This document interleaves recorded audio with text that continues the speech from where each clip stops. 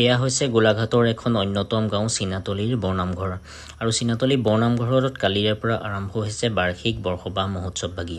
ইতিমধ্যে এক ধৰ্মীয় পৰ্যটন ক্ষেত্ৰলৈ পৰ্যবেক্ষিত হোৱা চীনাতলী বৰনামঘৰৰ এই অনুষ্ঠানভাগি বহুতৰে আকৰ্ষণৰ কেন্দ্ৰবিন্দু হৈ পৰিছে।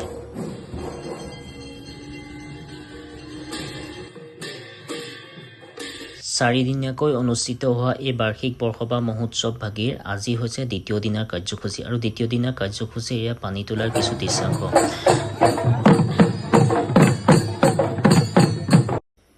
মূল কাৰ্যসূচীভাগ দেওবাৰে আছে যদিও চাৰিওটা দিনতেই গাঁওখনত এক উদুলি-মুদুলিৰ পৰিৱেশে বিৰাজ কৰে।